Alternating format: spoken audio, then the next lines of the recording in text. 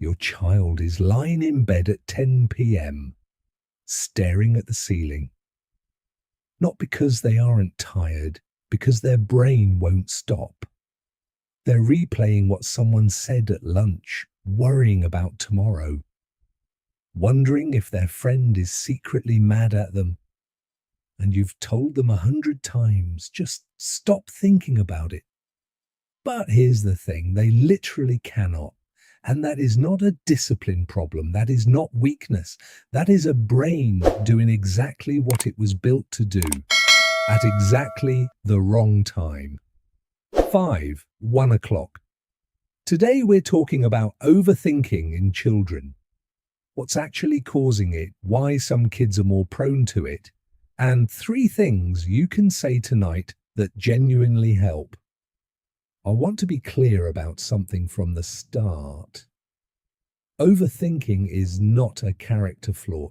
It is a neurological pattern, and once you understand it, everything changes.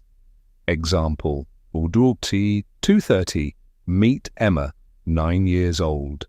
Bright, kind, good friends, decent grades, but every night, bedtime is a battle.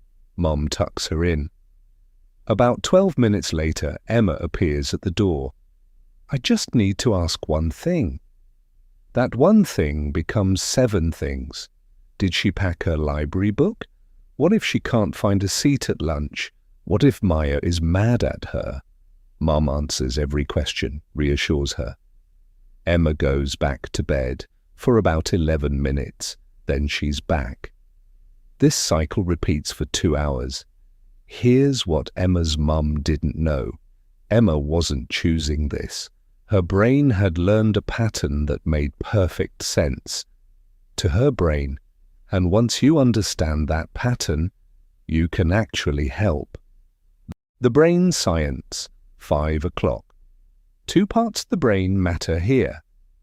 The amygdala, your child's alarm system. The moment it detects something uncertain or threatening, it fires. Heart rate up, mind narrows, alert, danger. The prefrontal cortex, the logical, calming voice, the part that says, this is probably fine, I can handle it. Here's the problem, it's not fully developed until age 25. In a tired child at night, it barely has the fuel to override the alarm. So Emma wonders, what if Maya is mad at me? The alarm fires, she asks Mom. Mum reassures her. The alarm quiets after 11 minutes, then it fires again. This is called the reassurance loop. Every time a parent answers the worry, the brain learns uncertainty requires reassurance to feel safe. The loop gets stronger, not weaker. And why are some children more prone to this? 3 reasons: temperament. Some kids are born with more reactive nervous systems. They notice more and feel more, modeling. Children absorb the worry patterns of the adults around them, and the reassurance cycle itself, which teaches the brain to need more reassurance over time. Here's the key insight. Overthinking is not a malfunction. It's an attempt at control. The child's brain has figured out, consciously or not, that if it thinks hard enough, long enough, it can prevent bad things from happening. It's actually a sophisticated strategy. It just doesn't work because uncertainty cannot be thought away.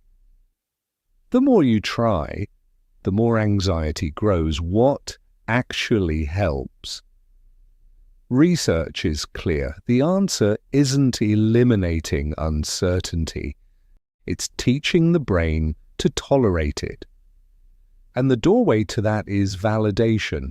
Not agreeing with the fear, but saying, I see your brain is working hard. That makes sense. You don't have to fix it tonight. Here are 3 things you can say to your child tonight. I can see your brain is really busy right now. That's okay. You don't have to solve everything tonight. That thought is allowed to be there. You don't have to make it go away. Let's just breathe together. Instead of trying to fix that thought, What does it feel like in your body right now? None of these solve the problem. That's the point. They teach the brain that uncertainty is survivable, that feelings can be felt without becoming crises.